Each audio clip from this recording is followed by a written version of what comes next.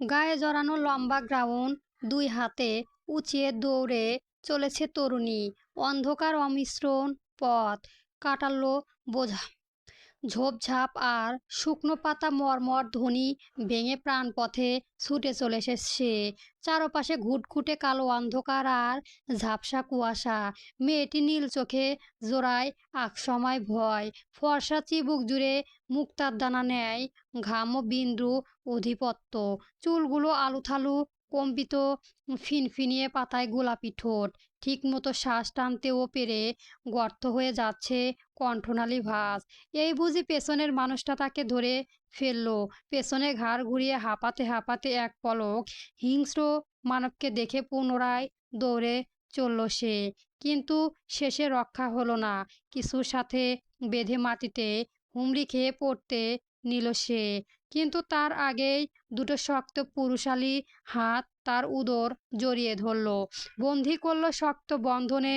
অতঃপর বাঁকা হেসে মুখের উপরে লেপ্টে থাকা এলোমেলো চুল সরিয়ে নিজের একদম সন্নি কেটে নিয়ে এলো তাকে। ভয়ে মেয়েটি চোখ খিচে বন্ধ করে ঘাড় ঘুরিয়ে ফেলল। মানুষটা অপছন্দ হলে মানবীয় এই আচরণ। হিংস্র মানব আরেকটু প্রসারিত হেসে তার লালচে ঠোঁট জোড়া মানবীয় গলার ভাঁজে ডুবিয়ে ফিসফিস করে বলে উঠল, মাই লাভিং সানরাইজ। তর্ণিত চোখ মেলালো মেয়েটি। শীতল আবহাওয়াতেও তার পুরো শরীর ঘেমে নেওয়া একাকার। গায়ে মোটা ব্ল্যাকেট ছুঁড়ে ফেলে বিছানায় বসে হাঁপাতে আরম্ভ করলো সে। অদ্ভুত ভয়ানক স্বপ্নের কথা মনে পড়তে শ্বাসরোধ হয়ে এলো।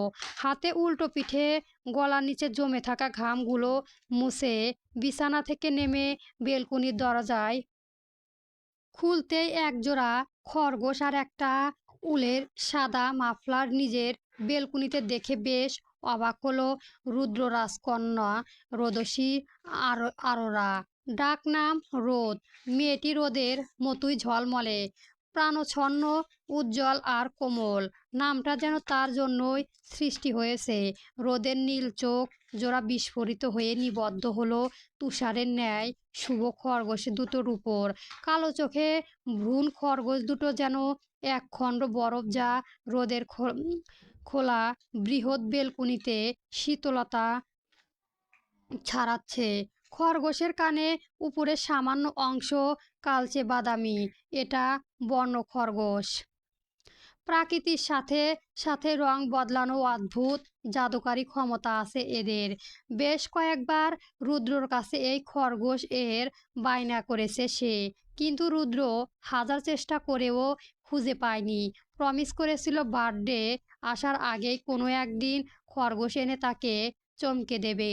রোদ ধরেই নিল তার বাবা তাকে 18তম জন্মদিনে সারপ্রাইজ দিতে খরগোশ দুটো নিয়ে এসেছে।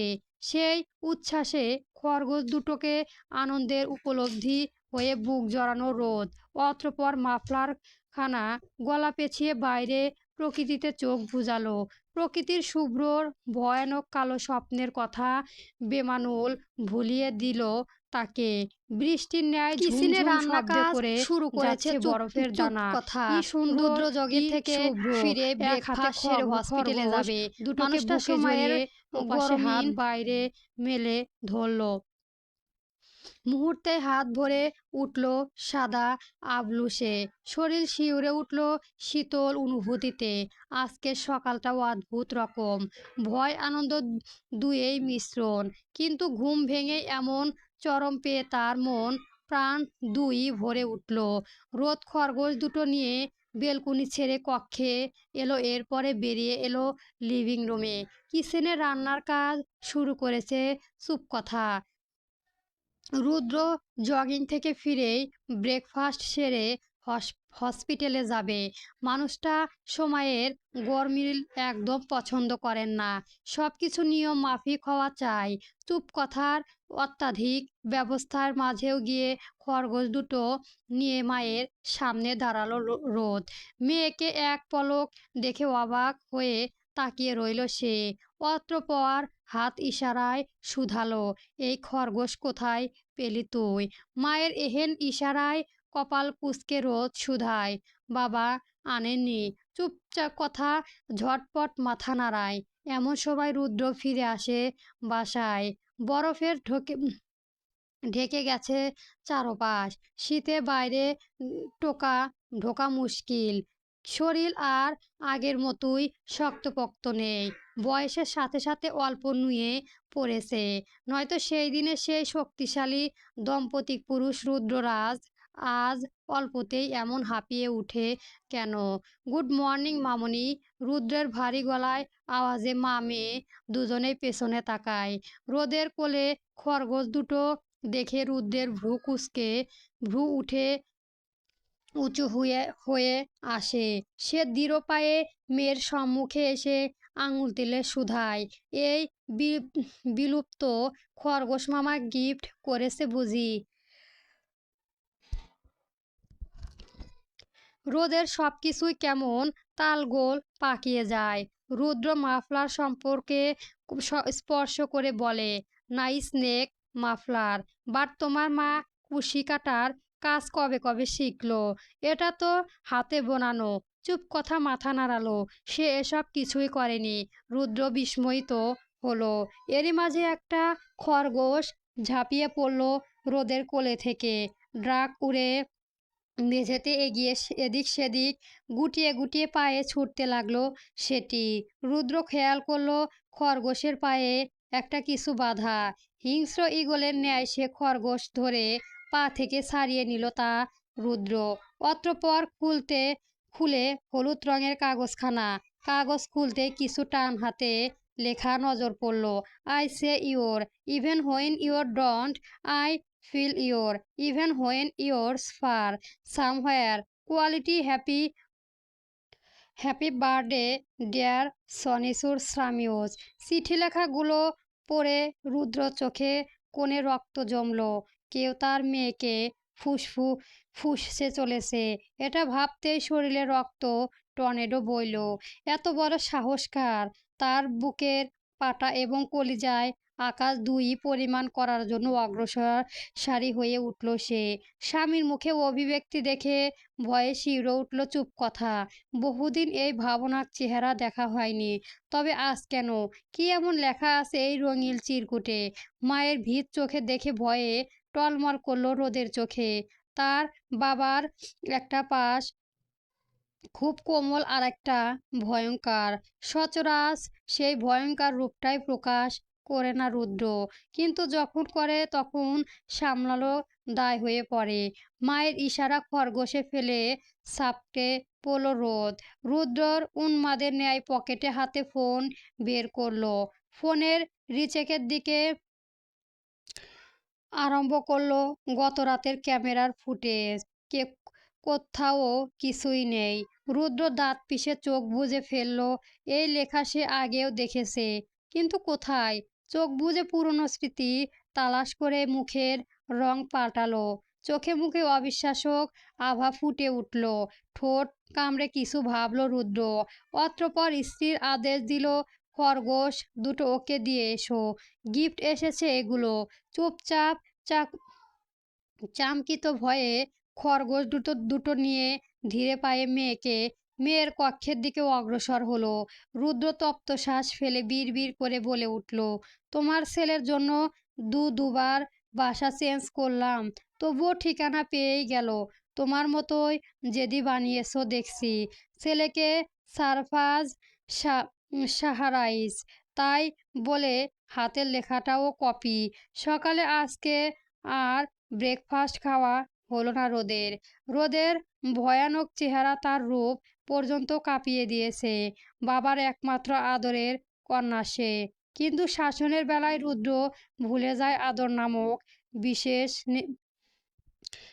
স্নেহের কথা। তখন গর্জন আর চোখে রাঙানো ভূমিকম্পের ন্যায় কাঁপিয়ে তুলে সবকিছুই। ডিউটিতে যাবার আগে রুদ্র মেয়ের ঘরে এলো। সকালের ঘটনা, মেয়েকে জন্মদিন উইশ করতে বেমালুম ভুলে গিয়েছে সে। মেয়ের ঘরের দরজা কড়া নেড়ে ভেতরে ঢুকে শান্তি গলায় বলল, হ্যাপি বার্থডে মেয়ে। মা রোদের কোনো আনন্দ কাজ করলো না। সে অল্প ঠোঁট মেলে সুদ। আচমকাই রুদ্রের মনে পড়ল মেয়েটির ইউনিভার্সিটির ভর্তির লাস্ট ডেট আজ। এতদিন ব্যস্ততার জন্য যেতে পারেনি। তত্রিত মেয়েকে তাগাদার দিয়ে বলে উঠল, তৈরি হয়ে নাও, অ্যাডমিশনের জন্য যেতে হবে। আর বাক্য খরচ করল না। বেরিয়ে এলো মেয়ের ঘর থেকে। মিনিট পনেরো পরে বেরিয়ে এলো রোদ। গায়ে একটা ওভার কোট আর গলায় সেই মাফলার পেঁচিয়ে, পায়ে শীতল নিবারণের বুট। মেয়েকে এক পলক দেখে আড়ালে হাসল রুদ্র। মাফলারখানা মেয়ের মনে ধরেছে ভেবে। এই সাথে মনে মনে ভাবল রূপকথা, গুণের কথা। মেয়েটি হাঁটতে নিশ্চিত জাদু আছে, নয়তো এত সুন্দর বুনন কি করে সম্ভব। দেখেই ভালো লাগছে। রোদকে নিয়ে দ্রুত বেরিয়ে গেল রুদ্র। হসপিটালে ইমার্জেন্সি মিটিং আছে তার। মেয়ের ভর্তি শেষ করে তাকে হসপিটালে গিয়ে সেই মিটিংয়ে অ্যাটেন্ড করতে হবে। পার্কিং লট থেকে গাড়ি বের করে মেয়েকে পাশের সিটে বসিয়ে গম্ভীর গলায় শুধালো, জানতে ইচ্ছে করেছে কে পাঠিয়েছে খরগোশগুলো। ভয়ে রোদ হা করে কিছুই বলল না। রুদ্র আর ঘাটালো না। বেশি ঘাটালে হিতে বিপরীতে হবে। যা ঘটতে চলেছে রুদ্র তার বিপক্ষে। এটা কিছুতেই হয় না, হাতে হতেও পারে না। সে নিজের সারফারাজদের সাথে দূরত্ব সৃষ্টি করেছে, মিটিয়েছে সমস্ত সম্পর্কের ইতি। রূপকথা আর সারফারের সাথে তার জঘন্য কীর্তি মনে পড়লে আজও লজ্জায় গলা ফাঁস নিতে মনে হচ্ছে। রূপকথা কিংবা সারফার এর মুখোমুখি কম্মিত কালেও হতে চায় না সে। মায়া চৌধুরীর সাথে কারো করা অন্যায়গুলো আজও তার রাতের ঘুম হারাম করে নিয়েছে। একদিন রূপকথাকে নিজ দখলে নিতে চেয়েছে সে। পাততে চেয়েছে সংসার। ভালোবাসা চাইতে জেদ ছিল সেখানে বেশি। জবরদস্তিতে রূপকথার শরীর ছুঁয়েছে সেখানে। কি কি করে সারফারের সাথে নতুন করে আত্মীয় পাতবে সে। দরকার পড়লে ভালো ছেলে দেখে তখন মেয়েকে বিয়ে দিয়ে দেবে। 2 দিন বাদে ওই ছেলের মস্তিষ্ক থেকে রোদ নামটা এমনিতেই হারিয়ে যাবে। বয়স কম, আবেগে ভাসছে তাই। পরিণত পুরুষ হলে এইসব আবেগকে নিকোজ টাইম পাস ভেবে হেসে উড়িয়ে দেবে। ভাবনায় সমাপ্তি না হতেই ভার্সিটির বিশাল গেটের সামনে এসে উপস্থিত হলো রূপরাজ। আকম্মিত হুঁশে এসে করা ব্রেক কষতেই ঝাঁকুনি খেলো রোদ। রুদ্র নিজেকে সামলে ব্যতিব্যস্ত হয়ে রোদকে শুধালো, আর ইউ ওকে? রোদ ঝলমলে চুলগুলো ঠিক করতে করতে মাথা উপর নিচ করলো। দ্রুত রুদ্র তপ্ত শ্বাস ফেলে বাইরে বেরিয়ে এলো। সঙ্গে নামলো রোদ। ভার্সিটির ভেতরে ঢুকতে না ঢুকতেই একটা কোল্ড ড্রিঙ্কস এর ক্যান ধোয়ে এলো রোদের দিকে। সহসাই ঝড়ের বেগে সেই ক্যানচ্যান করলো একটা ফর্সা শক্ত হাত। ভয়ে চোখ মুখ কুঁচকে মাথা নিচু করে ফেললো রোদ। রুদ্র হতভম্ব হয়ে তাকিয়ে রইল অগত ছেলেটির প্রাণে। অ্যানোমিলিয়াম এর কানটির হাতে দুমড়ে মুচড়ে ব্যগ্র গতিতে সামনে এগিয়ে গেল ছেলেটি। অতঃপর বাছবিচার ছাড়াই ক্যান সামনে বসল শক্ত এক ঘুষি। ঘুষি তেড়ে হাসির আড্ডায় মেতে থাকা জন নামক ছেলেটির নাম ঠোঁট ফেটে মুহূর্তেই ফিঙ্কি দিয়ে দেয়। রক্ত ঝরালো। তাতে যেন বিন্দুমাত্রই দয়া হলো না ছেলেটির। ছেলেটি জানে গলা চেপে হিস হিস করে বলে উঠল, আজকের মতো ছেড়ে দিলাম। নেক্সট টাইম আর will take your life. Rudra ছেলেটির দিকে এক দৃষ্টিতে তাকিয়ে রইল। একই চেহারা গড়ল, একই উচ্চতা, চোয়ালের তেজও তার মতো। চোখের দৃশ্য ক্ষুধার্ত তীরার ন্যায়, গলার স্বর হিংস্রত, যেন বুকের পুরোটাই বাপের মতোই কলিজা। ছেলেকে তার ঠায় করতে রুদ্র এক মুহূর্তেও সময় লাগলো না। চতুর কৌশলীয় মস্তিষ্কে আঙুল দিয়ে নির্দেশ করে বলে উঠল, এটা সারফারাজ এর ছেলে, যার তীক্ষ্ণ নজর তোর মেয়ের উপর পড়েছে। রুদ্রর হাত খামচে ধরল রোদ। এসবে তার ভয় লাগছে। সে আর এক মুহূর্তেও দাঁড়াতে পারছে না এখানে। কেমন দম বন্ধ অনুভূতি হচ্ছে। সেই সাথে ছেলেটার চোখেও ভাষা আর বাঁকা ঠোঁটের হাসি কেমন হৃৎপিণ্ড কাঁপিয়ে দিচ্ছে। স্বপ্নে দেখা সেই ছেলেটির আষ্টপষ্ট অবয়ন মনে পড়েছে বারবার। মেয়ের অস্বস্তি বুঝতে পারল। রোদকে আগলে নিল নরম মমতায়। অতঃপর মেয়ের বাহু জড়িয়ে প্রিন্সিপাল এর রুমের দিকে অগ্রসর হতে হতে বলল, এই ছেলের থেকে সবসময় 100 হাত দূরে থাকবে। কথা বলা তো দূরে, কখনো তার চোখ পর্যন্তও রাখবে না। সে তোমার জন্য পয়জন তুল্য। যদি কখনো দেখেছিস এর সাথে তোমার কোনো যোগাযোগ সংঘটিত হয়েছে, তবে পড়ালেখা বন্ধ করে ক্যালিফোর্নিয়ার তোমার নানার কাছে পাঠিয়ে দেব। বুঝেছ কি বলেছি? রোদ মাথা পেতে নিল। সে ঘাড় কাত করে রুদ্রকে কথা সম্মতি জানালো। রুদ্র নাক ফুলিয়ে তপ্ত শ্বাস ফেলে এক পলক পেছনে তাকালো। রক্তাক্ত হাত বুক ফুলিয়ে কাত উঁচু করে কেমন দাঁড়িয়ে আছে সুঠাম দেহি সুগঠনের ছেলেটি। দেখলে কিছু একটা ফিক হয়, যেন সবটা কেড়ে নেওয়ার জন্যই মোহনীয় জাদু জানে সে। চোখে চোখ রাখলেই হ্যালুসিনেশনস এর ফিল হয়। মানুষ এভাবেও নিজের বাবার কার্বন কপি হয়। কই তার মেয়ে তো তার মতো সাহসী হয়নি। বাবার সান্নিধ্য থেকে মেয়ের প্রতিটা আচরণ কিভাবে সে রপ্ত করেছে। মেয়েটা তার মতো সাহসী আর তপ্ত রক্তের হলে খুব ক্ষতি হতো কি? সুবহান চৌধুরী রক্তকে আদৌ এতটা শান্ত মানায়? এ ধারাতে রুদ্রের যাওয়ার প্রাণে তাকিয়ে ছেলেটি ঠোঁট বাঁকিয়ে হাসল। হাসতে হাসতে চোখ বুজে মাথা নিচু করে ফেলল। তার হাসির ধারণাটাই এমন, সবার চাইতেও আলাদা। এই হাসিতে ভুবন ভোলানো সৌন্দর্য আছে, সঙ্গে মাথা ভর্তি ওলফ কাটিং এলোমেলো চুল, উপরে ঠোঁটে পাশে কুচকুচে একটা তিল, দেখলে কেমন নোনালো আফিম। রুদ্র আর রোদ চোখের আড়াল হতেই জানে রক্তে রাঙানো হাতটা ঝাঁকি দিয়ে গায়ের শার্টে মুছে পা বাড়ালো ক্লাসরুমের দিকে। এক এমন সময় ডেকে উঠল বন্ধু নিনাত সারহান, ওদিকে কোথায় যাচ্ছিস? মিউজিক ক্লাস আছে এখন, অলরেডি 5 মিনিট লেটস, তাড়াতাড়ি চল। নিনাদের ডাকে পেছন ফিরল সারহান। অতঃপর বলল, আজ কোনো ক্লাস অ্যাটেন্ড করব না। কেন? কারণ বেহায়া তৃষিত নয়ন আজ অপ্রার্থিত সৌন্দর্য দর্শন করতে চাইছে বারবার। নিনাত ফিসফিস করে বলল, ডক্টর রুদ্ররাজ চৌধুরীর মেয়ে সে, তার দিকে চোখ দেওয়া মানা। সারহান তাচ্ছিল্য হেসে জবাব দিল, আমিও সারহানের ছেলে। নিষিদ্ধ জিনিসের অগ্রসরতা একটু বেশি বটে, কারণ রক্তে জেদটাও একটু বেশি করে অ্যাড করে ফেলেছে বিধাতা।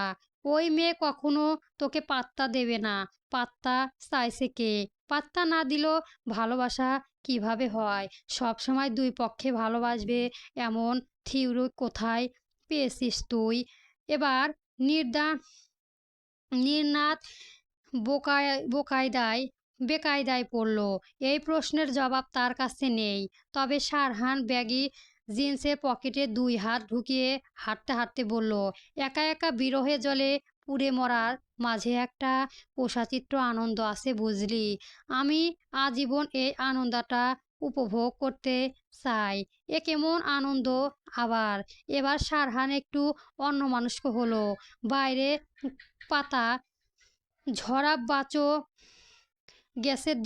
গাছের দিকে দৃষ্টি স্থির করে কাতর চেহারা নিয়ে জবাব দিল, এটা সেই যন্ত্রণাদায়ক আনন্দ যেটা সে আমাকে ভালোবেসে না জেনেও তাকে ভালোবেসে আমি আমার বেঁচে থাকার কারণ খুঁজে পাই, যেখানে না পাওয়ার বড় পাওয়া। মেয়ে ভর্তির কার্যক্রমে শেষ হবার আগেই হসপিটাল থেকে জরুরি কল এলো রুদ্রের। মাথায় ক্রিটিক্যাল আঘাত পাওয়ার রাশিয়ান পুলিশ অফিসার ভর্তি হয়েছে ইমার্জেন্সিতে। জরুরি অপারেশন দরকার তার, যে করেই হোক 30 মিনিটের মধ্যে হসপিটালে পৌঁছতে হবে তাকে। রুদ্র আর এক মুহূর্তে অপেক্ষা করতে পারল না। সে প্রিন্সিপালের থেকে বিদায় নিয়ে উঠে দাঁড়ালো। অতঃপর মেয়েকে বলল, তুমি এখান থেকে কোথাও যাবে না, কেভিন আঙ্কেল এসে তোমার পিক করবে, ঠিক আছে? রোদ মাথা ঝাঁকিয়ে সম্মতি জানাতেই রুদ্র হনহন করে বেরিয়ে গেল।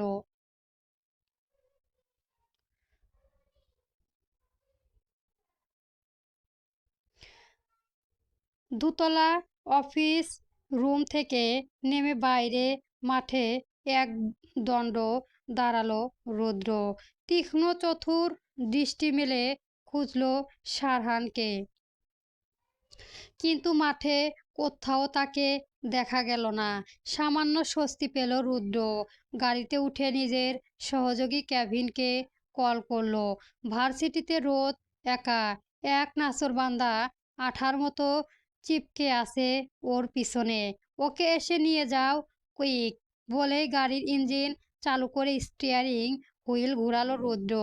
এমন সময় লুকিং গ্লাসে এক ক্রুদ নজরের সাথে দৃষ্টি মিলিত হলো তার। কয়েক পলকের জন্য রুদ্র নিয়ন্ত্রণ হারা হলো। এমন অদ্ভুত হাসি সে নিজেও কোনোদিন হাসেনি। সার্ফার কি পয়দা করেছে এটা ভেবেই রুদ্রকের বুকে ধপ করে উঠল। ছেলেটাকে ছোটবেলায় বেশ কোমল আর শান্ত দেখেছিল সে, কিন্তু বিগত 3 সাক্ষাতের সমস্ত ধারণা ভুল প্রমাণিত হয়েছে। ছেলেটি চতুর্থা, বুদ্ধিমাত্রার তেজে, কথায় জাদুতে সার্ফারকেও ছড়িয়ে গেছে। 2 দিন আগে বা পরে রুদ্রকে নাকের দড়ি দিয়ে এই ছেলে পুরো রাশিয়া ঘুরাবে সে ঢের ঢের পেলে রুদ্র। আপাতত সারহানকে ঢিল করতে ইচ্ছে না হলো তার। নিজের মেয়ের প্রতি তার আঘাত বিশ্বাস। বাবা হুকুম অমান্য করবে না কিছুতেই। মেয়েটি শান্ত হবার এই একা ফায়দা। রুদ্র ভার্সিটির গেট পার হতে হতেই একেবারে লুকিং গ্লাসের পেছনে তাকালো। ছেলেটি এখনো প্যান্টের পকেটে হাত গুজে ঘাড় কাত করে বাঁকা হেসে চলেছে। ইচ্ছে হলো এই কারণে সার্ফারকে ফোন দিয়ে দুটো কথা শোনাতে। ভাই, পাতাল ঘরে বন্দি করে মশার কামড় খাইয়ে তোর শান্তি হচ্ছে না। এই বুড়ো বয়সে তোর ছেলের চোট কুলানোর ক্ষমতা আমার আছে। কিন্তু রুদ্র এমনটি করতে পারল না। সারফার নিজে থেকে যেহেতু তাকে কিছু জানায়নি, সেহেতু সে আগ বাড়িয়ে এসব বিষয়ে সারফারকে কিছুতেই কল করতে পারবে না। তাছাড়াও এসবের সারফার এর দোষ থেরাই। সব দোষ ওই সুফিয়া চৌধুরী। নাতির কানে যত কুবুদ্ধি আর শয়তানি আছে সব ওই ভদ্রলোক ঢলে।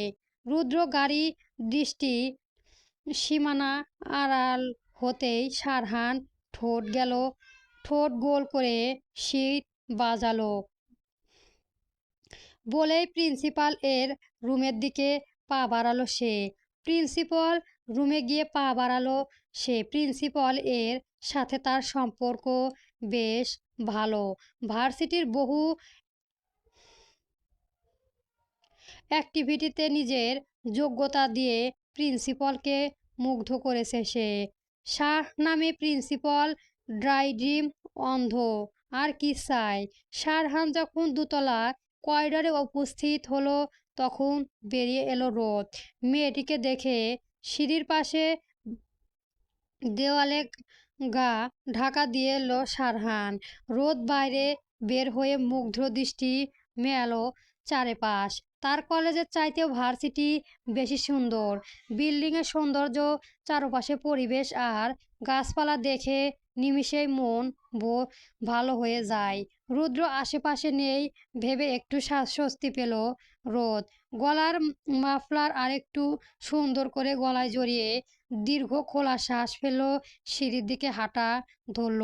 রোদ যখন প্রথম সিঁড়ির ধাপে পা দিতে নিল, ঠিক সেই সময় ভরা কণ্ঠে ঝংকার তুলল, হ্যালো মাই লাভিং বিউটিফুল। আকুম্মিত ভারী কণ্ঠে চাপ চমকিত হয়ে পাশে তাকাতেই সারহানকে নজর এলো।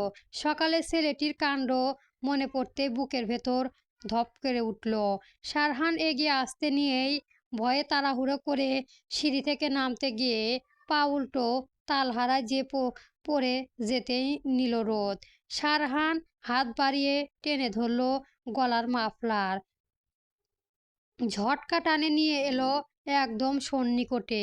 রোদের কপাল বাড়ি খেলো সারহানের প্রশস্ত বুকে। রোদ ঝটপট নিজেকে ধতস্থ করে চোখ মুখ অমনিশা আধারে ঢেকে বিরক্ত প্রকাশ করে বলল, এসব কি ধরনের অসভ্যতা?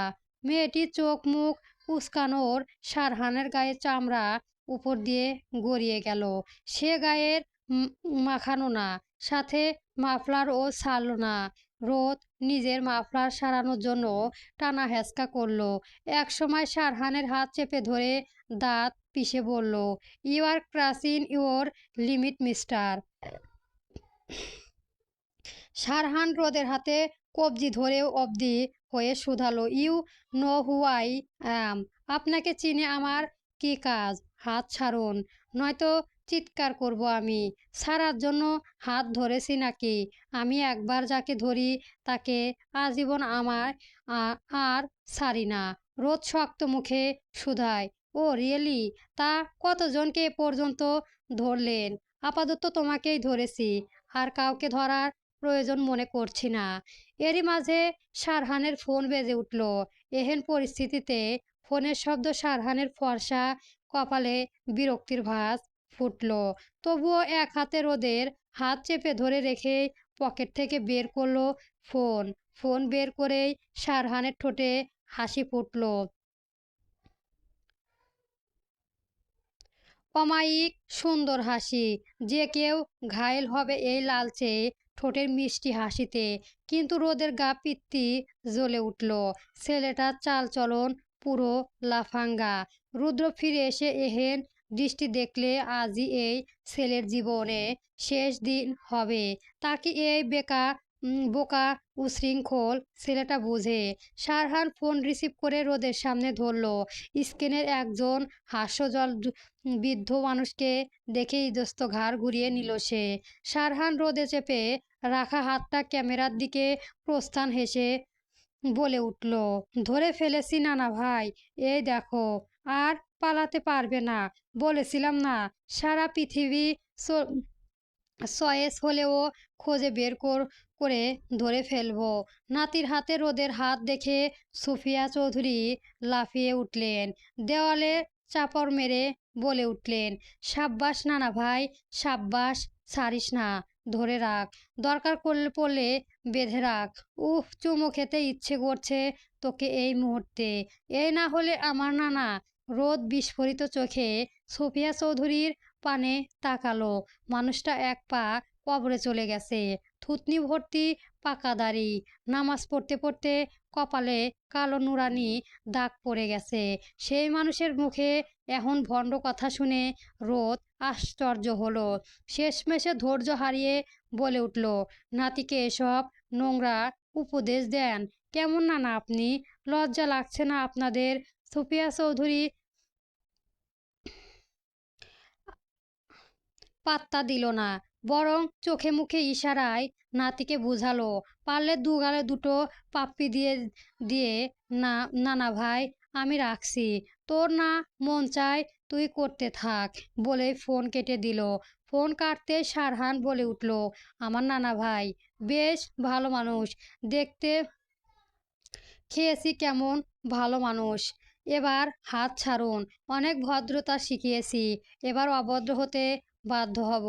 দেখো তোমার সমস্ত অভদ্রতা আমি একটু পরই বিরক্ত হব না। রোদ গলা ঝাঁক ঢোকে কিছু বলার আগেই শক্ত এক ঘুষি পড়ল সারহানের সুন্দর ঠোঁট জোড়ায়।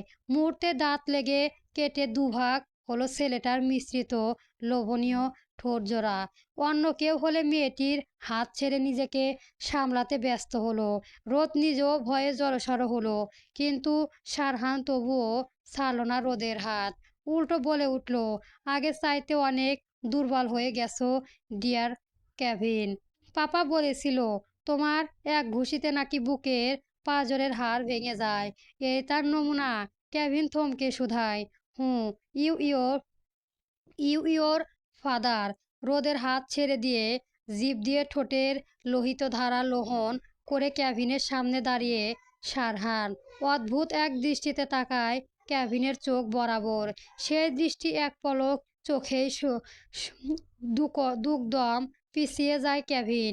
শক্ত চোয়ালটা নরম হয়ে আসে, খুলে যায় হাতের শক্ত মুঠ।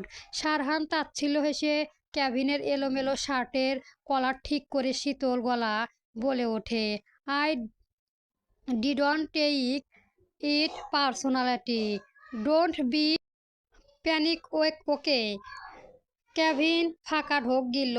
সারহান আবার রোদের কাছে ফিরে এসে ফিসফিস করে বলে উঠল, খুব জ্বালাবো, প্লিজ একটু সয়ে নিও না, সইতে পারলে আঘাত করো, কিচ্ছু মনে করব না আমি, তবুও প্লিজ এখান থেকে অন্য কোথাও চলে যেও না। রোদ সারহানের কথা বুঝতে পারল না।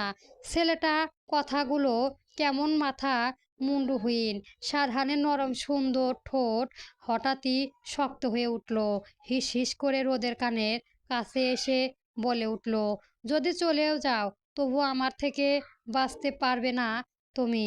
পৃথিবীর যে কোনো প্রান্তে তোমার সামনে গিয়ে এভাবেই দাঁড়াবো আমি। যদি পাতালেও লুকাও, মাটি খুঁড়ে হলেও খুঁজে বার করব। Got it. মেয়েটি ভয়ে গুটিয়ে গেল। আজকের দিনটাই হঠাৎ কেন এত অশুভ হলো বুঝে পেল না রোদ।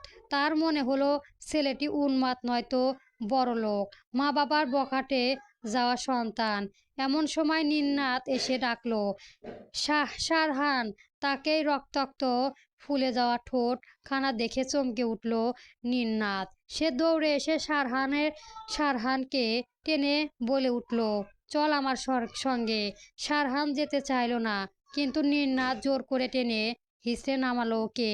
কিন্তু এক মুহূর্তের জন্য নিজের ঘোর লাগা দৃষ্টি রোদের উপর থেকে সরল না সে। রোদ এবার ভয় পেল।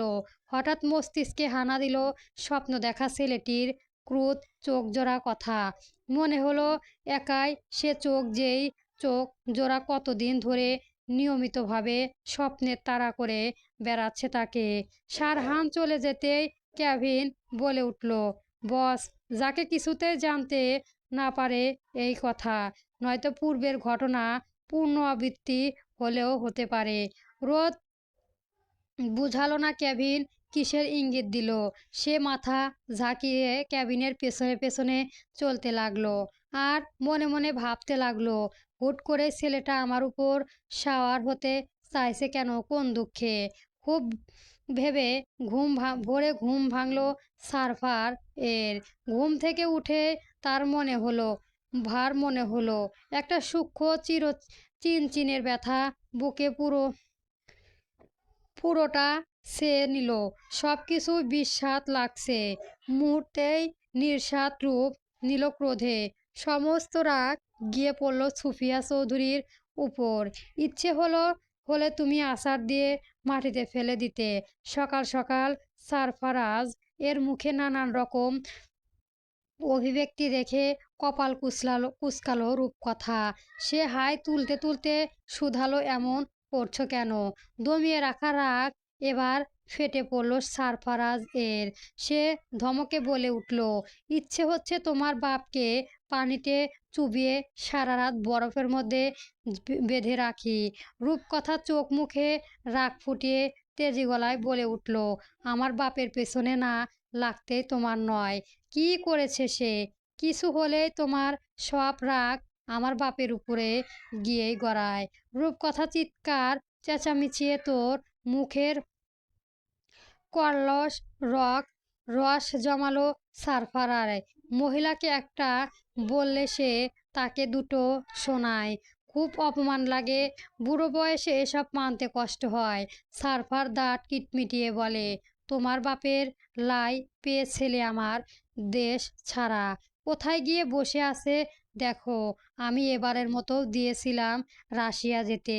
ছেলের উস্কায় নি তোমার বাবা, বলেনি তোমার যেখানে খুশি সেখানে চলে যা, দেখি কে আটকায়। হ্যাঁ বলেছে তো। তো তো আবার কি, তোমার ছেলে ভালো আছে সেখানে, পড়েছে ঘুমোছে, তাছাড়াও একা যে তো যায়নি, নিলয় ছেলে নিনাদ্দও আছে ওর সঙ্গে। তুমি এত হাইফার হচ্ছ কেন?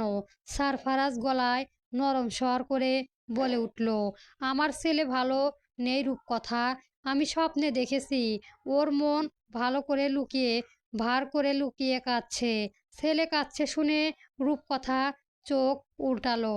যাকে সে পেটে ধরেছে তাকে বেশ করে চেনে সে। দুষ্টমি বদমাইশি ছাড়া ছেলেটা কিচ্ছু বোঝে না। আর সে কি ছোট মানুষ। সারফারাজ ঘড়িতে সময় দেখলো, ক্যালিফোর্নিয়ার তো এখন সকাল 7:30। তার মানে রাশিয়ায় নিকোলিয়ানা গোড়াতে এখন প্রায় 6:30 বাজে। রাত নেমেছে ওখানে পুরোপুরি, কারণ শীতকালে ওখানে সূর্য ডুবে যায় 4টার মধ্যে।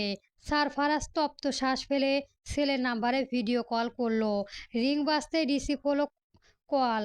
হ্যালো বলার আগেই ছেলে ফুলে ওঠা ঠোঁট দেখে সারফারাজ বজ্র কণ্ঠে শুধালো, কে করেছে এই কাজ? নাম বলো। পাপা তার কলিজা কুবড়ে আনবো, রুদ্র বলেছে। সারহান অল্প হেসে বলে উঠল, নিনাদ্দ ভলিবল ছুটতে গিয়ে ভুলে আমার মুখে মেরেছে পাপা, আর কিছুই না। সারফারাজ এক ভ্রু কুঁচকে বলল। এরপর কিছুক্ষণ নিশ্চুপ থেকে বলে উঠল, রক্ত আর কাটাচ্ছে, সাথে আমার মাখামাখি বহু পুরনো আজকাল আমাকে ফাঁকি দেয় শিখে যাচ্ছ। সারহান পুনরায় অমায়িক হাসলো, অতঃপর বলল, ব্যথাটা ভালো লাগছে পাপা, অন্তরে আরাম লাগে। যদিও কখনো নানা ভাইয়ের থেকে এমন চোট দেখতে, তবে ভালোবাসাটাকে আরেকটু গভীরভাবে অনুভব করতে পারতে। যথেষ্ট ভালোবাসি তোমার মাকে। বিশ্বাস না হলে জিজ্ঞেস করে দেখো, তোমার চাইতেও আমার ভালোবাসা শতগুণ মজবুত পাপা। তুমি মাকে ফেলে কোথায় পালিয়ে বেরোছো, আর আমি তার ছায়ার পিছনে পিছনে। ঝুরঝুর শব্দে বরফের অবিরত বর্ষণ ঝরে যাচ্ছে নিকোশ নিকোশ নিকোলিনার গোয়ার। মার্কসের অন্যান্য অঞ্চলের চাইতেও এখানে সবচেয়ে বেশি তুষার ঝরে, কারণ জায়গাটা অত্যাধিক শীতল। শহর থেকে খানিক দূরে, তবে আভিজাত্য এলাকা। সমাজে উঁচু স্তরে মানুষের বাস এখনো। নিকোশিলা গোড়ার প্রসিদ্ধ এক স্থানে বিশাল জায়গা জুড়ে ডক্টর রুদ্ররাজ চৌধুরীর 2তলা বিশিষ্ট নয়ানা ভিলা ভিরাম বাড়ি। বাড়ির চারপাশ বার্স, ম্যাকপল স্প্রুট আর ওক গাছের বেষ্টনীতে ঘেরা। অত্যাধিক শীতের তীব্রতায় ব্যাস আর ম্যাপল তাদের রূপ হারিয়েছে। তাদের নগ্ন শুকনো ডাল বরফের স্তূপ নির্মাজিত। দেখে মনে হচ্ছে সাদা তুলোর মতো মেঘের হাওয়ায় মিঠাই এর ন্যায় আঁকড়ে ধরে আছে ডালগুলো। চারপাশে সমগ্র গাছ যখন নিজেদের রূপ হারিয়েছে, ঠিক তার পাশে স্তূপটি সবুজ সূচালো পাতা বহন নিয়ে সবটা দাঁড়িয়ে আছে স্থির আর শান্তভাবে। তার উপরে বরফের স্তূপ যেন শিল্পীর নরম তুলির আশ্রে সদ্য নতুন কোনো জীবন্ত ছবি। সেই সৌন্দর্যর মণ্ডিত বাড়িটি নিজ কক্ষে গভীর ঘুমে আচ্ছন্ন হয়ে আছে রোদ, সঙ্গে বুকে জড়ানো খরগোশ ছানা দুটো। কক্ষ জুড়ে পিনপতন নীরবতা, নিঃশ্বাসের শব্দ, কক্ষের কোনো বিলীন হচ্ছে নীরবে। হলুদ রঙের ডিম লাইটের আলোয় মেয়েটি পেল মুখোশটি কিছুটা স্পষ্ট। হঠাৎ চোখের পাতা কেঁপে উঠল তার, হানা দিল দুঃস্বপ্ন। একই সাদা বিশাল গ্রাউন্ড, নগ্ন পা, খোলা চুল, আর চোখে ভয়। তাড়া করে বেড়াচ্ছে এক সুপুরুষ।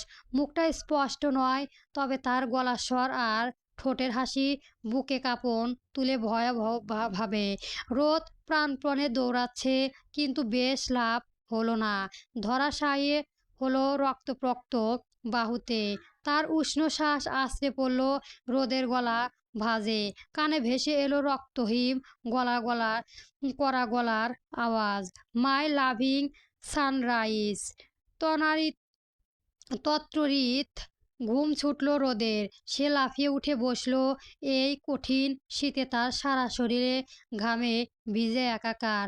হাতে উল্টো পিঠে গলার আর মুখের ঘাম মুছে নিজেকে শান্ত করার চেষ্টা চালানো সে। বুকটা ক্রমাগত ধূপ পুপ শব্দে কেঁপে যাচ্ছে। কয়েকদিন ধরে একই শব্দে ঘুম ভেঙে যাচ্ছে তার। বারবার একই অনুভূতি, একই ভয়। এই বুঝি মস্তিষ্ক উন্মাদ হয়ে ওঠে সেই পুরুষের তারা আর রক্তহীন করা গলার স্বর। শরীরে অসহনীয় স্বস্তিতা আর মনের ভর দূর করতে বিছানা থেকে নেমে মেঝেতে দাঁড়ালো রোদ। কক্ষে রুম হিটার চলেছে। রোদের এই মুহূর্তে মনে হলো আগ্নেয়গিরির লাভা দাঁড়িয়ে আছে সে। তৎক্ষণাৎ গায়ে ভারী সোয়েটার ছুঁড়ে ফেললো। হাতবিহীন একটা হাঁটু সমান ফ্রক পরে বারান্দায় দরজা খুলে বাইরে বেরিয়ে এলো সে। এক নাগাড়ে তুষার ঝরছে। শীতল হিমবাহন গায়ে কাটা তোলার কথা, অথচ রোদ নির্বিঘ্নার। রোদে খোলা বাদামি চুল উড়িয়ে নিয়ে যাচ্ছে উত্তরী সমীরণ। যে কেউ দূর থেকে হুট করে এই নীল চোখের ফর্সা মানবীটিকে দেখলে ভাববে আশরিতি। কিন্তু রোদ আপাতত নিজের চারপাশে কিচ্ছুটি খেলেন নাই। কানে শুধু বেজে যাচ্ছে স্বপ্নের দেখা সেই ভয়ানক আওয়াজ খানা। মস্তিষ্ক জানা দিচ্ছে এই স্বর আগেও শোনা হয়েছে, কিন্তু বেখেয়ালি মন শুধাচ্ছে কোথায় শুনেছে এই গলা। মনের অলিতে গলিতে হাত বাড়িয়ে কিচ্ছু পাওয়া গেল না। রোদ তপ্ত শ্বাস ফেলে গম্ভীর দৃষ্টি ফেলল বাইরে। ঝাপসা চোখ কিছু একটার উপর স্থির হলো। ধীরে ধীরে দৃষ্টি পরিষ্কার হতেই কেঁপে উঠল চোখের পাতার সেই সঙ্গে শক্ত এলো হাতের মুঠি। পা জোড়া কোমল দুর্বল ঠেকলো। এই বুঝি পায়ে বেঁধে হুমড়িয়ে নিচে পড়ে যায় সে। রোদ নিজেকে সামলে নিল বারান্দার রেলিং হয়ে শক্ত করে চেপে ধরে। শ্বাস টান উঠল তার, শরীর শিউরে উঠল, ঠোঁট জোড়া ঈর্ষ ফাঁকা হলো। শতবর্ষীয় বৃদ্ধার ন্যায় থরথর করে কেঁপে উঠল চোয়াল। ওপাশে মানুষ তার এই নাজেহাল অবস্থা দেখে কেমন চোখ বন্ধ করে মুখ নিচু স্বরে প্রস্থ হাসল, যেন বেশ আনন্দ কিছু দর্শন হলো এই মুহূর্তে। রোদ গলা উঁচিয়ে শাসাতে চাইল, মরতে চাও নাকি, কিন্তু পারল না। আনিমেষে তাকিয়ে রইল ওধারে।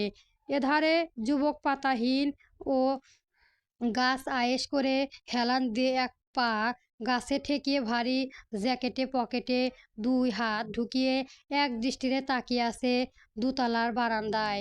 সামনে অপ্রার্থিত সৌন্দর্যের আবিষ্ট রমণী। যুবকের পুরনো জুতো সেই রমণীর বসবাস।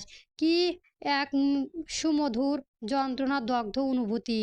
ইচ্ছে হলে দৌড়ে তার কাছে গিয়ে চোয়াল চেপে ধরে জিজ্ঞেস করতে, কেন গিয়েছিলে আমাদের বাড়িতে আমরণ তৃষ্ণা জ্বর করে আমায় মরতে। কিন্তু বলা হলো না একটা বাক্য। কথাই হলো দৃষ্টিতে দৃষ্টিতে। রুদ্র রাজকন্যার নীল চোখে কঠিন ইশারায় ধমকে উঠল, কেন এসেছেন? আমার ইচ্ছে ভালোহীন জবাব দিল সারহানের কাছে সচ্ছল কাতর চোখ। আমি পাপাকে ডাকবো। বাঁচতে চাইলে বেরিয়ে যাও, আমি মরতে চাই। রোদ অবিশ্বাসক চোখে তাকিয়ে রইল সারহানের দিকে। ছেলেটা নির্ঘাত পাগল, নয়তো এমন তুষারের মধ্যে কেউ এভাবে বাইরে দাঁড়িয়ে থাকে? ইতিমধ্যে তার ভুট বরফে স্তূপ ঢাকা পড়েছে। কাঁধে জমেছে খণ্ড খণ্ড বরফ। চোখে লম্বা পাপড়িগুলো বোধ হয় জমে সাদা হয়ে গিয়েছে। রোদের কোমর অস্তিত্ব হলো। সে চলে যেতে চাইলেও কক্ষের ভেতর অজানা কোনো সত্তা তাকে সতরে দিল না বারান্দা থেকে, সরতে দিল না বারান্দা থেকে। সে ওইখানেই ঠায় দাঁড়িয়ে রইল। সারহান একটু এগিয়ে আসতেই নিল। রোদ ঘাবড়ে গেল, সে ফ্রক খামচে ধরল, পেছালো দু কদম। তাচ্ছিল্য হাসল সারহান। ঘৃণা হলো নিজের উপরই। কত নির্লজ্জ সে, অথচ ওপাশে মানবীয়, হৃদয়হীন। সারহান পুনরায় এসেও ও গাছে হেলান দিয়ে অতঃপর গলা উঁচিয়ে বলল, তুমি আরেকটু আগে এলে আমার কষ্ট কম হতো। রোদে জবাব দিতেই ইচ্ছে করলো। সে কিছুক্ষণ চুপ থেকে শুধালো, আমাকে শারীরিক কষ্ট জাহির করা ইচ্ছে? আমি তো কাউকে ডাকিনি। আবারও চোখ বুজে হাসলো সারহান। বলল, আমি অন্তরে কষ্টের কথা বলছি। যদি শরীরের কষ্টের কথা জানতে জানতে তো তোমার রূপ পর্যন্ত চমকে যেত। ওটা ভাগ্যে থাকলে কোনো একদিন জানাবো। বাই। আর দাঁড়ালো না সারহান। বরফে ছাদের চাদর মরিয়ে ছন্দহীন পায়ে হেঁটে বেরিয়ে গেল বাড়ির আঙিনা ছেড়ে। সারহানের পদচাপের অবাক দৃষ্টি মেলে তাকিয়ে রইল রোদ। মুহূর্তে বরফ বৃষ্টি মুছিয়ে দিল। এই সেই পদ রেখা, ঢেকে দিল সমস্ত চিহ্ন, যেন এখানে কখনো কেউ পাই রাখেনি। অথচ যুবকের কেটে গেল যন্ত্রণাদায়ক এক মুহূর্ত। তার খবর কেউ জানতেও চাইল না। সারহান চলে যাওয়ার পর রোদ নিজ কক্ষে এসে দরজা লাগিয়ে বিছানায় বসল। ছেলেটির চোখজোড়া অদ্ভুত সুন্দর, তাকে চুম্বকের মতো আকর্ষণ করে। কিন্তু কেন? এটাও অজানা। অচেনা ছেলের জন্য এমন অনুভূতি আসা স্বাভাবিক, নাকি সবটাই বয়সের দোষ? পরক্ষণই রুদ্রের ভয়ে নিজের অনুভূতি ঝটকা মেলে মন থেকে সরিয়ে দিল রোদ। আগে থেকেই কঠিন হুঁশিয়ারি দেওয়া আছে এসবের। কোথাও এসে সে এসব জানতে পারলো মেয়ে অনুভূতিটা এখনো বোকা। সকালে তার ক্লাস আছে, এখন না ঘুমালে ক্লাস ঝুমবে। তখন লেকচারার মনোযোগের কারণ জানতে চাইবে, ক্লাসে দাঁড় করিয়ে হেনস্থা করবে। এসব রোদের কাছে অপমানজনক। ক্লাসে সবসময় লেকচারারের দৃষ্টি আটকাতে চায় সে পড়াশোনার দিকে, কোনো জবাবদিহিতা দিয়ে নয়। ভার্সিটির মাঠে এক কোণে গিটার নিয়ে টুং টুং করছে সারহান। পাশে বসে মুগ্ধ হয়ে দেখছে নির্নাদ আর দুজন রাশিয়ান ফ্রেন্ড। গিটারখানা সারফান কিনে দিয়েছিল তার কুশলতম জন্মদিনে, কারণ ছেলের গানের প্রতি তীব্র ঝোঁক।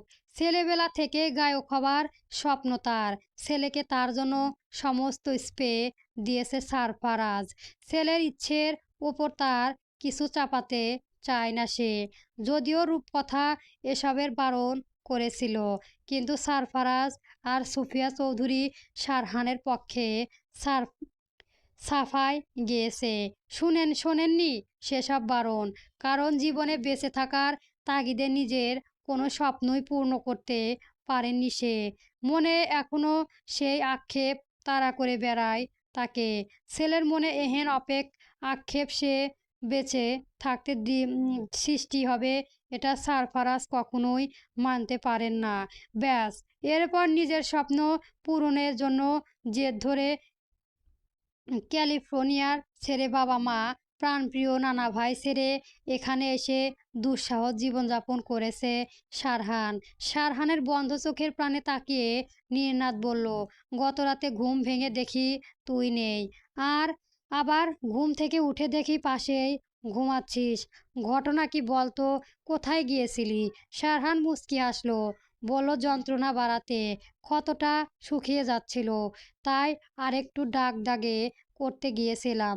এসব কাব্যিক সাহিত্য ভাষা নির্নাদ বোঝে না, তাই সে আবার জবাব দিল না। এমন সময় জন নামক ছেলেটি সারহানের দিকে আঙুল উঁচিয়ে বলে উঠল, this is that boy who hit me yesterday.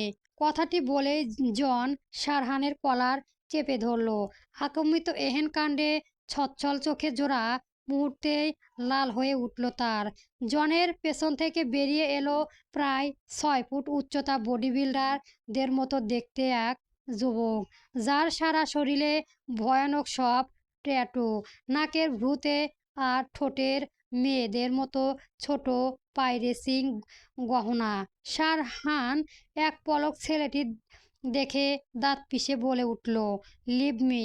কিন্তু জান শুনল না, যেন আজ সে গত কালকে বদলা নিয়ে নিয়ে তবেই ক্ষান্ত হবে। জনকে দেখে ইশারায় সরে যেতে বলল ব্রুনো নামের ছেলেটি।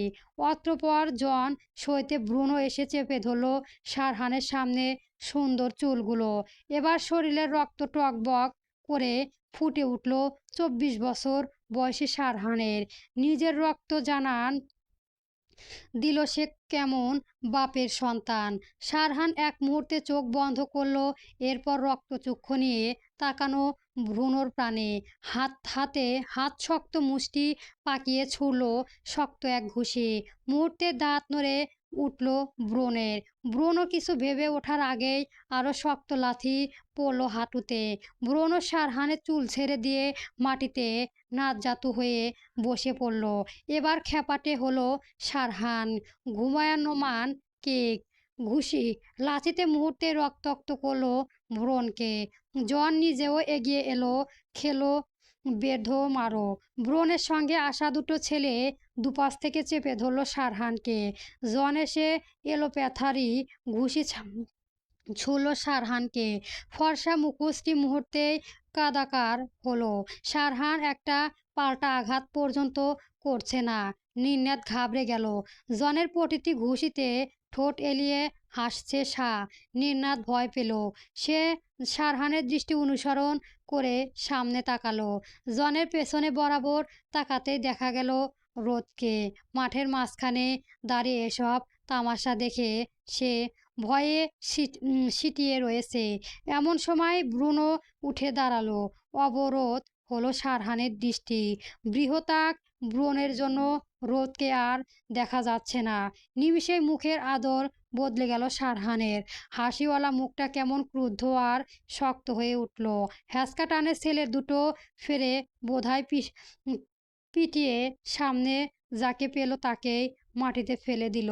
এরপর হাঁপাতে হাঁপাতে বলে উঠল, ওই চাঁদ মুখ দর্শনে যে বাধা হয়ে দাঁড়াবে আমি তাকেই উপড়ে ফেলবো, হোক সে স্বয়ং রুদ্ররাজ নয়তো সারফারাজ। শারহান এগিয়ে যেতে চলেই রোদের দিকে, কিন্তু কেমন তাচ্ছিল্য আর ঘৃণা ভরা ভয়যুক্ত দৃষ্টি নিয়ে সরে গেল রোদ। শারহান কষ্ট পেল। সে যা মেয়েটা তা কখনোই দেখে না, অথচ সে যা নয় সেটাই মেয়েটা বারবার দেখে ফেলে। কি নির্নারূপ যন্ত্রণা! নির্নাদ টেনে হিচকে সরিয়ে নিল শারহানকে। ভার্সিটির নার্সের কাছে এখনই নেওয়া উচিত শারহানকে। ঠোঁট আর গালে অবস্থা ভয়াবহ। তাছাড়াও প্রিন্সিপাল এই ঘটনা দেখলে হাজারটা কারণ দর্শাবে। তখন রোদকে দেখা তো দূরের কথা, তাল্লি তল্লা গুটিয়ে বাড়ি ফিরতে হবে। শারহান, নির্নাদ আর তাদের বন্ধুরা চলে যেতে রোদ দ্রুত প্রস্থান নিল। ঢুকে গেল ক্লাসে একা এক চেয়ার টেবিলে বসলো সে। আপাতত কারো সাথে তার পরিচয় হয়নি। আজ ওয়েলকাম ক্লাস। এমন সময় একটা মেয়েলি স্বর ভেসে এলো রোদের কানে, আমার বন্ধু হতে পারি?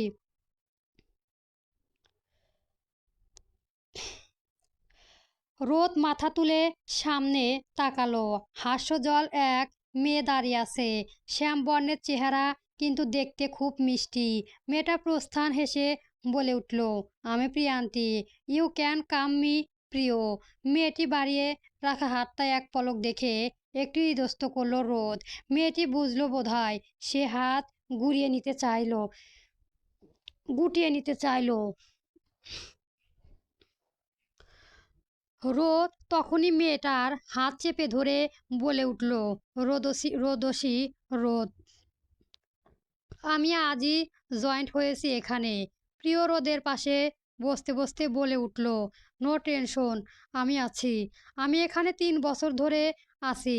আমার কাজে এখানেই ছিল। আমি হেল্প করব তোমাকে। মুহূর্তে কথায় কথায় সাক্ষাৎ হলো দুজনের। শেষ হলো প্রথম পিরিয়ডের ক্লাস। খুব সুন্দরভাবে রোদকে ওয়েলকাম করলো সকলে। ক্লাস শেষে বাইরে বেরিয়ে এলো রোদ আর প্রিয়। বাইরে বেরোতে শারহানকে দেখা গেল গায়ে ব্যান্ডেজ লাগিয়ে নার্সিং রুম থেকে বেরিয়ে আসতে। শারহানকে দেখতে পেয়ে প্রিয় বলে উঠল, ভার্সিটির সবচেয়েতে ডেঞ্জারাস মানুষ এই ছেলেটি, ওর থেকে সবসময় 10 হাত দূরে থাকবে। রোদ আনমনে শুধালো, কেন? দেখলে কেমন জানি নেশালো হ্যামিলেশন বাঁশিওয়ালা মনে হয়, যেন এক্ষুনি ওই গিটারের সুর বাজিয়ে ভার্সিটির সব কাটা মেয়েকে গলা করে মাস্ক ভরা নদীতে ডুবিয়ে মারবে। রোদ ভ্রু উঁচু করে শুনল, সে গান জানে। প্রিয়ান্তি ফিসফিস করে বলে উঠল, ওই জাদুকারী কণ্ঠে শুনলে তুমি রাতের ঘুমাতে পারবে না। হি ইজ এর ম্যাজিশিয়ান। ওই জন্যই তো প্রিন্সিপাল শারহান নামের পাগল। হাজারটা কমপ্লেন এই নিয়ে একটাও কানে তুলবে না, উল্টো তোমাকে দোষ দেবে। শুনেছি তার বাবা অনেক প্রভাবশালী, সবাই তাকে ভয় পেয়ে চলে। রোদ প্রশ্নবোধক জিজ্ঞাসা করলো, এজন্যই এত বেয়া বেয়ারা? তুমি চেনো একে? অবাক হয়ে জানতে চাইল প্রিয়ান্তি। রোদ চোখ সারু করে শারহানকে দেখতে দেখতেই উত্তর করলো, চিনতে শুরু করছি, তবে যতটুকু চিনেছি তাতেই অরুচি হচ্ছে। এমন সময় শারহান রোদের একদম সন্নিকটে এসে দাঁড়ালো। অতঃপর গায়ে ব্যান্ডেজ দেখিয়ে বলল, তোমাকে দেখতে গিয়েছি, কতগুলো মার খেলাম দেখেছো। চোখ মুখ ঢেকে ভার্সিটিতে আসতে পারো না? খাবার টেবিলে ভাত নিয়ে নাড়াচাড়া করেছে সুফিয়া চৌধুরী। তার মুখে ভাত উঠছে না, সব কিছুই বিশৃঙ্খলা লাগছে। মনে হচ্ছে সব ছেড়ে ছুড়ে কোথাও চলে যেতে। বহু কষ্টে মুখে এক লোকমা ভাত তুলে চোখ মুখে কুঁচকে ফেলে তিনি। গলা দিয়ে খাবার নামতে চাচ্ছে না, মনে হচ্ছে কেউ গলা নাকি টিপে ধরেছে। শ্বাসরোধ অনুভূতি হচ্ছে, শরীর নিস্তেজ হয়ে আসছে। গত রাতে নাতনির মায়াবী করুণ মুখটা চেপে ভাসছে বরাবর। কানে বেজে চলেছে আকুতি ভরা সেই ক্লান্ত ক্লিষ্ট কণ্ঠস্বর, আল্লাহরে, এভাবে চাইলে এতদিনে পেয়ে যেতাম নানা ভাই। মৃত্যুর পর বেহেশত নাসিব হইতো। এই দুপরেই জাহান্নামী কোনো হালাম বলতে পারো।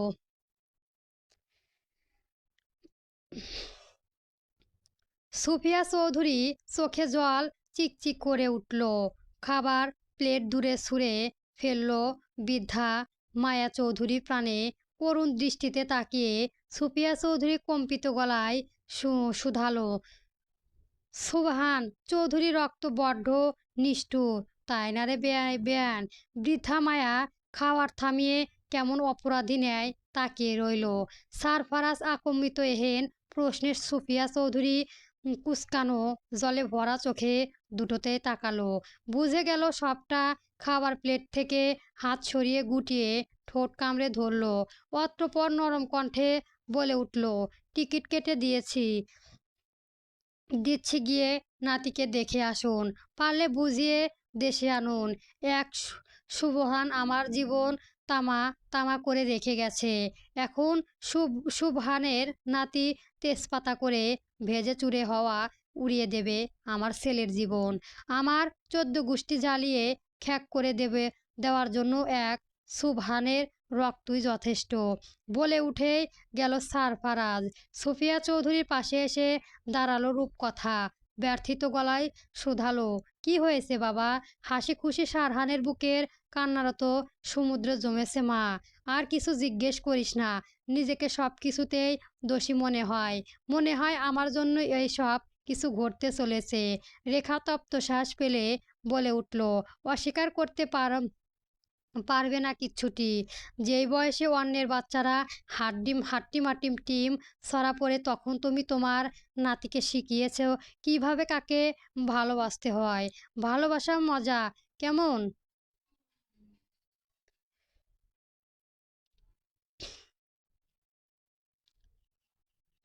এখন এত আফসোস করছো কেন?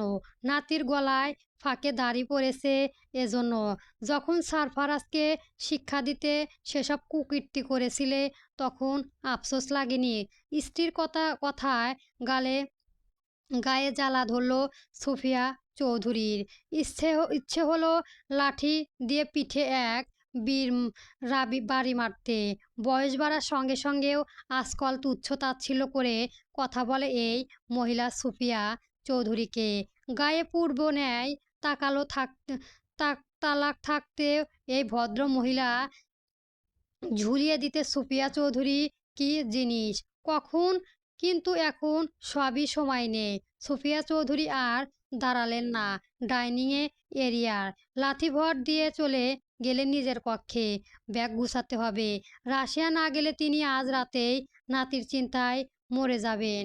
হয় রুদ্ররাজ এর মেয়ের সাথে সারহানের মিল করিয়ে ওখান থেকে ফিরবে, নয়তো সারহানকে নিয়েই রুদ্ররাজ আর তার মেয়ের কপালে থুথু দিয়ে চিরতরে ফিরে আসবে। নাতির বিয়ের বয়স পালিয়ে যাচ্ছে না। বয়সই বা কত? কেবল তরুণ চেহারা, গায়ে পায়ে উচ্চতা। তালগাছ হলে কি পুরুষ হয় নাকি? পেট মোটা হলেই তো আর দারোগা নয়, তাই না? নাতির যে চেহারাই এক চুটকি দিলে হাজারটা মেয়ে এসে পায়ের কাছে হুমড়ি খেয়ে পড়বে। দরকার হলে ওই রোদসী আরেকবার থেকে 10 গুণ সুন্দরী মেয়ে দিয়ে নাতি বিয়ে দেবেন তিনি। তাই বলে নাতিকে দূর দেশে কেঁদে কেঁদে মরতে যেতে দেবে? No never. না, কক্ষনোই না। রুদ্ররাজের বাড়িতে সামনে দাঁড়িয়ে রয়েছে সারহান। উদ্দেশ্য কিচ্ছুটি নয়, এই বাড়ির আশেপাশে থাকতে তার ভালো লাগে। সব সময় তার উদ্দেশ্য রোদকে দেখা হয় না। তার মনে হয় বাড়ির চারপাশে হওয়া রোদের সুগন্ধ বাতাসে ভেসে বেড়ায়। সেই রাত যখন সারহানকে ছুঁয়ে তখন তার মনে হয় কোনো রোদের স্পর্শ আছড়ে পড়েছে তার সারা দেহে।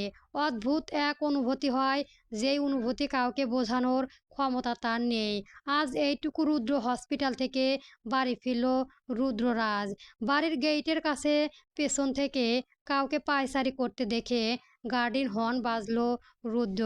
কিন্তু ওপাশের যুবক নির্বিঘ্নার অনুভূতিহীন। গাড়ির হর্ন তার কানের দেওয়াল ভেদ করতেই পারছে না।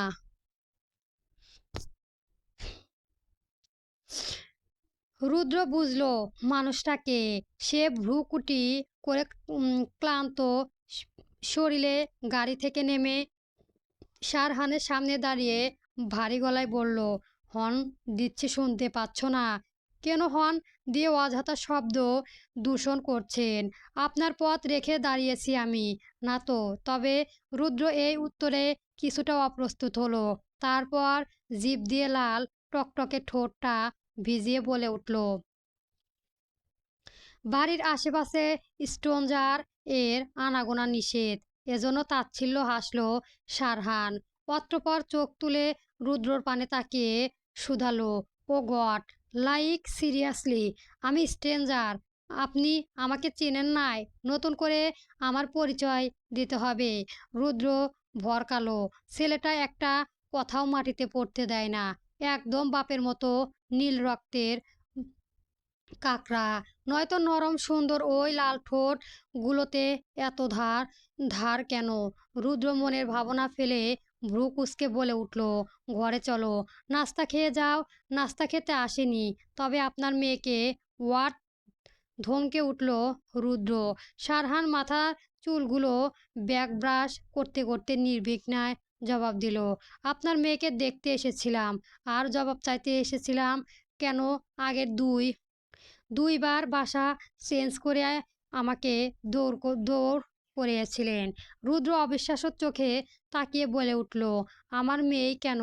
আমার বুককে টের হৃৎপিণ্ড বের করে তোকে জিন্দে করুক, আমি কিচ্ছুটি জানি না। আমি আমার মেয়েকে তোমার হাতে কখনো তুলে দেব না। এবার ক্ষোভ জমল সারহানের মনে। সে সব ফট করে অপমানজনক প্রশ্নে শুধালো, আমার মাকে পাননি এজন্য শোধ তুলছেন? জিভ কাটল রুদ্রর। লজ্জায় তার মরণ হলো এই মাঝ বয়সে। সারফারাজ যে আজই কল করে জবাব চাইবে সে এই বুড়ো বয়সে কেন তার ছেলেকে দিয়ে এত হয়রানি করাচ্ছিস আমায়। আমি মরে গেলে খুব খুশি হবি বুঝি। তোদের থেকে পালিয়ে রাশিয়া এসে নাম ঠিকানা বদলিও শান্তি পাচ্ছি না। কবর পর্যন্ত দৌড়াবি আমায় কি ভাবছেন? সারহান উৎসুক হয়ে শুধালো। রুদ্র জবাব দিল না, শুধু বলল, রোদ তোমার বোনের মতো। আমি ওকে বইয়ের নজরে দেখি। বোন হবে কোন দুঃখে? রুদ্র ইচ্ছে করলো ব্যাস গাছের সাথে কপালে বাড়ি মেরে জ্ঞান হারিয়ে পড়ে থাকতে, কিন্তু পারল না। সে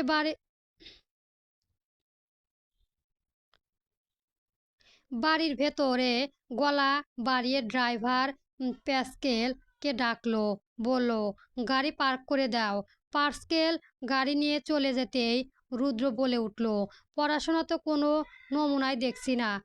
সারাদিন গান বাজনা করলে চলবে? কে বলেছে সারাদিন আমি গান বাজনা করি?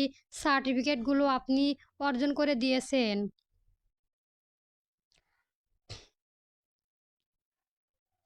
আর গান বাজনা আমার প্যাশন। এটা দিয়েই আমি ক্যারিয়ার গড়ব। রুদ্র ঠোঁট উল্টো বলল, কোনো সিঙ্গার ফিঙ্গার মিউজিকওয়ালা লাফাঙ্গা ছেলের সাথে আমি মরে গেলেও আমার মেয়েকে বিয়ে দেব না। আমার মেয়ের জামাই হবে আমার মতো ডক্টর নয়তো বিজনেসম্যান। সারহান কপাল কুঁচকে বলে উঠল, আপনি তো একটা কসাই। রুদ্র খুব করে কাশি পেল। কেমন অপমান করলো ছেলেটা তাকে। আগে সেই রুদ্ররাজ থাকলে সারহান কি এত বড় বড় কথা বলার জন্য এখানে দাঁড়িয়ে থাকতো? রুদ্র নির্লিচ্ছ এতক্ষণ তাকে মাটি চাপা দিয়ে হাত ঝেড়ে ফেলতো, তাই না? রুদ্র গলা টাই ট্রায়ের নখ ঢিলে করে বলে উঠল, বাসায় আজ বিরিয়ানি রান্না হয়েছে। আমাকে বেইজ্জতি করার শেষ হলে চলো খাবে, নইলে খাবো না, মুড নেই, চলে যাচ্ছি বলে হাঁটা ধরলো সারহান। বেলকনিতে দাঁড়িয়ে রোদ সবটা দেখলো। তার বাপের সাথে কত অবলিয়ন ছেলেটা বেয়াদবি করে চলে গেল। সারহানের প্রতি চূড়ান্ত বিতৃষ্ণা এসে ভর করলো তার চোখে মুখে। সে চোখ মুখ কুঁচকে বেলকনির দরজা আটকে কক্ষে এসে খরগোশ দুটো নিয়ে বসে গেল। আজকাল এই তুলতুলে প্রাণী দুটো তার মন প্রাণ ভালো করার মহান ঔষধ। ভার্সিটিতে সকালের মধ্যে ব্যস্ততা পরিলক্ষিত হলো। কেউ কারো দিকে তাকাচ্ছে না, সকলেই ছুটছে যার যার কাজে। আজ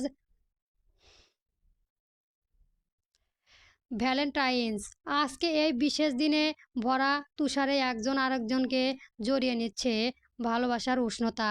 এই বিষয়ে দিনটি কেন্দ্র করে ছোট প্যারিসের নাচ গানের আয়োজন করা হয়েছে ভার্সিটির হল রুমে।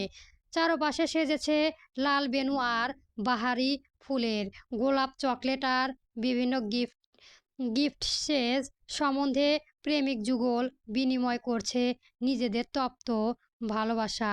এত কিছুর মাঝেও একাকী দাঁড়িয়ে রোদ। না সে আবেদনময়ী কোনো পোশাক জড়িয়েছে গায়ে, না কোনো সাজগোজ, বরং নিত্যদিনের ন্যায় একটা জিন্স, একটা টি শার্ট আর ওভারকোট, সঙ্গে সেই অদ্ভুত বেনামি গিফটের মাফলার আর টুপি। কাঁধে ছোট ব্যাকপ্যাক নিয়ে এদিকে সেদিকে নজর বুলালো সে। চারপাশে ভালোবাসাময় উন্মাদনা দেখে তার মনে হলো ভুল করে ভালোবাসার রাজ্যে ঢুকে পড়েছে সে। চুম্বরতন এক কপাল কে দেখে লজ্জায় চোখ সরিয়ে নিল রোদ। পূর্বের জায়গায় ত্যাগ করে খুলল প্রিয়ান্তীকে। মেয়েটির দেখা নেই কোথাও। রোদ ভার্সিটির সাইডে এরিয়ায় এলো। এখানে শীতকালীয় বিভিন্ন ফুলের সমারোহণ। হঠাৎ বরফের মাঝে একগুচ্ছ বেগুনি ক্রোশার ক্রোকাস ফুল রোদের নজর করালো। সে আনন্দ উচ্ছ্বাসিত হয়ে এগিয়ে গেল ফুলগুলো ছুঁয়ে দিতে। ঠিক তখনই পেছন থেকে এলো সতর্ক বাণীর হুঁশ, don't touch them, they will sign. রোদ চমকিত হয়ে পিছনে তাকাতে সারহানের মুগ্ধ হাসিখানা চোখ পড়ল। বসা থেকে স্বস্তি উঠে দাঁড়ালো সে। সারহান এক পা সামনে এগুলো। রোদ ব্যাগ প্যাকেট দুই পাশে ফিতা। রোদ দুদম পিছালো। সারহান লম্বা পায়ে রোদের একদম সন্নিকটে দাঁড়ালো। অতঃপর রোদের মুখপ্রাণে ঝুঁকে ফিসফিস করে বলে উঠল, তুমি ছুঁয়ে দিলে ওই ফুল ঝরে পড়বে, সইতে পারবো না ওই স্পর্শ। রোদ বিস্ফোরিত তাকালো সারহানের প্রাণে। ইচ্ছে হলো এখনই ছেলেটির সমস্ত নাটকীয় বাণী মিথ্যে প্রমাণ করতে। সারহান বোধ করে তাই। সে একজন ভ্রু উঁচু করে চোখ নির্দ করে কাজ ঝাঁকালো, অর্থাৎ দাঁড়ালো। বিশ্বাস না করলে ছুঁয়ে দেখো। রোদ যখন ক্রেকাশ এর দিকে ফিরল, সারহান তখন বলে উঠল, যদি ফুল ঝরে যায় তাহলে আমায় চুমু খেতে হবে। এগ্রিন। রোদ বিস্ময়ক পেছনে ফিরল। কেউ ছুলেই ফুল ঝরে না, সেই আত্মবিশ্বাস নিয়ে সে ফট করে উঠল, এগ্রিন। বাট যদি না ঝরে তবে তোমার চেহারা আর আমাকে দেখাবে না, রাজি? কনফিডেন্স এর সহিত সারহান প্যান্টের পকেটে দুই হাত গুজে বলে উঠল, আজই তালিতল্লা গুটিয়ে ক্যালিফোর্নিয়ান ফিরব। রোদ শক্ত চেয়ালে চোয়ালে ফুলের কাছে গিয়ে বসলো, বাড়ালো কম্পিত হাত। মন থেকে কেউ ধমকে বলে উঠল, ডোন্ট টাচ। রোদ ভয় পেল। ফাঁকা ঢোক গিলে সারহানকে এক পলক দেখলো। অতঃপর ভীত পাংশু মুখে স্পর্শ করলো ফুলগুচ্ছ। কিন্তু একই সারহানের ভবিষ্যৎবাণী সত্য করে ঝুরঝুর করে ঝরে পড়ল সমস্ত পাপড়ি। রোদ কেঁপে উঠল, হেসে উঠল সারহান। এরপর দম্ভভরা পদচাপে ঠিক রোদের পিছনে দাঁড়িয়ে শীতল ঠান্ডা গলায় বলল, আমায় চুমোটা আমাকে দিয়ে দাও, আমি চলে যাই। রোদ থমকানো ক্ষণকাল বুক ঠেলে কান্না পেল। সারহান নির্দয়ের মতো বলে উঠল, ধরে নেবে তুমি ওয়াদা ভঙ্গকারী। রোদ বিচলিত হলো। সে উঠে দাঁড়িয়ে মাথা নিচু করে সারহানের প্রাণে ফিরল। ব্যাগে ফিতা ছেড়ে টেনে নামালো টুপি, ঢেকে ফেললো চোখ জোড়া। শুধু লাল হয়ে আসা সাফেদ নাক আর গোলাপি ঠোঁট দৃষ্টিগোচর হলো। সারহান কাতর চোখে দেখল সেই অপার্থিব সৌন্দর্য। মুহূর্তে রোদের চোখ থেকে টুপি খসে পড়ল দুফোঁটা জল। সারহান কাতর চোখে তাকিয়ে সমস্ত বেদনা গিলে নিল। বুকটা কেউ খামচে ধরল। এগুলো না আর এক পা ও নিঃশব্দে প্রস্থান নিল। রোদ এতক্ষণ এভাবে রইল, ওর তার হিসেবে রইল না। সজাগ হলো গিটারের শব্দ আর হৃদয়ের কপন তোলা কণ্ঠে। তোকে দেখি শুনশান রাতে জ্বলে আসা চিন্তা, হঠাৎই অশান্ত সময়ে তুই কেন থাকিস না সাথে? বড়দার হয়েছিস, আমি তোর অপেক্ষায় চুরোমার করে দে আরও কিছু ইশারায়। আমাকে থাকতে দেবু দে ডুবে থাকতে দে তোর নাম ধরে। পরবর্তী গল্প পেতে আমার চ্যানেলটি সবার আগে সাবস্ক্রাইব করে রাখবেন। ধন্যবাদ। গল্প চেকমেন্ট 2 পর্ব 1 থেকে 4 চলবে।